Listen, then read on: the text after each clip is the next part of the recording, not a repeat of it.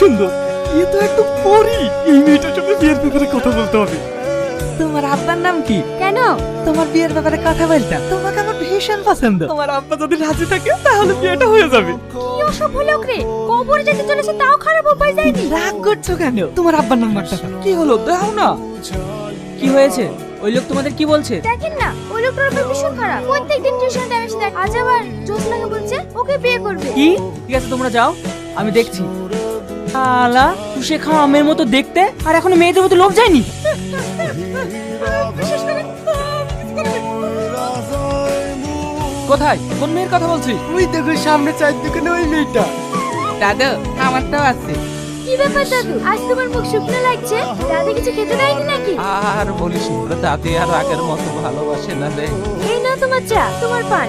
মাশাআল্লাহ, খুব সুন্দর। এই মেয়ে আমার পছন্দ। আমি বিয়েতে রাজি। কি এই বয়সে বিয়ে? অসভ্য লোক কোথাকার।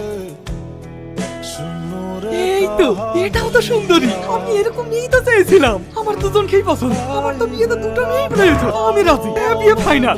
এ তো আর সহ্য করা গেল না। এই বয়সে দুটো মেয়ে। মার শালাকে, মার। আমাকে মারছেন কেন? আমাকে মারছেন কেন? আমি কেন বিয়ে করবো? আমি তো মেয়ে দেখছি আমার নাতির জন্য। কি? হ্যাঁ। এসব কি করছে? এসব ভাঙছিস কেন? সব ভেঙে দেবো। যেখানে আমার বোন আছে ওই তো দরকার নেই। আরে আরে, ওদের জন্য মেয়ে দেখছি তো। কটা দিন দাঁড়া। ওখানে কতবার বলবো আমার মেয়ে দেখা আছে। তুমি ওই মেয়ের সাথে আমার বিয়ে দাও।